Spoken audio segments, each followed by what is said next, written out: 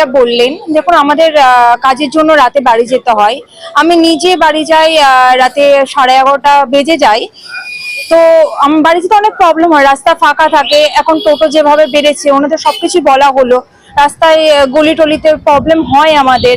তো ওনারা বললেন যে ওনারা সমস্ত কিছু দেখবেন, যদি কোনো রকম আমরা প্রবলেমে পড়ি তাৎক্ষণিক নাম্বার দিয়েছে, সেই নাম্বারে আমাদের ফোন করে তৎক্ষণিক জানাতে বলেছে। আজকে আতঙ্ক তো বেঁধেছে, কারণ আমরা যেহেতু রাতে বাড়ি যাই, সেহেতু ভয়টা আমাদেরও।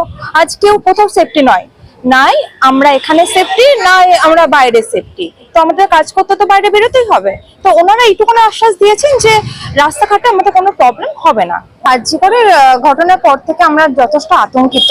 তো আমরা যদি রাস্তায় কোনো প্রবলেমে পড়ি, সেরকম ভাবে যদি তাৎক্ষণিক ভাবে কোনো পুলিশে ফোন করা হয়, যদি ওনারা তৎক্ষণিক স্টেপ নেয়, তাহলে আমাদের পক্ষে সেটা সুবিধাজনক হবে। যেহেতু ওনারা বলেছেন যে তাৎক্ষণিক ওনারা সমস্ত প্রবলেম আমাদের সলভ করবেন, তো খানিকটা আশ্বাস পাচ্ছি যে ফোন করলে অন্তত এটা বলবেন না যে দেখছি, ওনারা কিছু একটা ব্যবস্থা করবেন আমাদের জন্য। ওনারা সেরকম ভাবেই আশ্বাস দিয়েছেন, ওনার নাম্বারও দিয়েছে। এখনো পর্যন্ত আমার সঙ্গে একবারই ঘটেছিল, আমি ওখানে দাঁড়িয়ে সেটা বলেছি যে টোটো প্রবলেম। একটা টোটোওয়ালা আমারই এক স্টাফের পিছনে ফলো করছিল। তো আমি ওখানে দাঁড়িয়ে আমরা বলেছি যে আমরা কিভাবে টোটোওয়ালাটাকে চিনবো, কারণ ওখানে তো টোটো নাম্বারও নেই। তো ওনারা আমাকে বললো, তো থানায় কেন কমপ্লেন জানাওনি?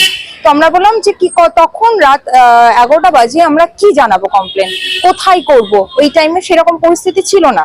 তো ওনারা সেটা আশ্বাস করলেন যে এবার যে কন্ট্যাক্ট নাম্বারটা দিচ্ছি, আমাদের সেকেন্ড টাইম কোনো রকম প্রবলেম হবে না, ওই নাম্বারে কল করলে ওনার তাৎক্ষণিকভাবে ওনারা স্টেপ নিয়ে নেবেন। আমি মৌমিতা পাল, শপিং মলের কর্মরত। মানে মেনলি মেয়েদের সেফটি নিয়ে বলা হয়েছে যে যেহেতু আমরা বাইরে কর্মরত, আমরা অনেক দূর দূর থেকে পেটের দায়ে কাজে আসছি, যে বাড়ির প্রবলেমের জন্য। আর এমনিও চারিপাশে এখন যা ঘটছে, এই আরজি করের ঘটনাটাই দেখুন, মানে এখানে তো মেয়েদের সেফটি নিয়ে প্রশ্ন উঠছে যে আমরা কি আদৌ সেফ বাইরে। তো সেসব নিয়ে তো এতদিন তো প্রশাসন কোনো ইয়ে করেন, তবে আজকে একটা সমন্বয় ছিল, মানে সব রকম বিষয়ই আমরা তুলে ধরেছি, সব রকম বিষয়ই আমরা জানিয়েছি।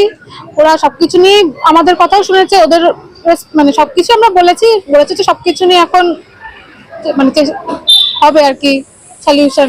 টোল ফ্রি নাম্বার দিয়েছে, যেমন কোতোয়ালি থানার কন্ট্রোল রুমের নাম্বার দিয়েছে, আইসির নাম্বার দিয়েছে, যে যদি কোনো রকম আমরা প্রবলেমে পড়ি তো আমাদের যেন মানে ওই নাম্বারগুলোতে আমরা যেন সঙ্গে সঙ্গে কন্ট্যাক্ট করি, তাহলে ওরা আর কি আমাদের এসে হেল্প করতে পারে।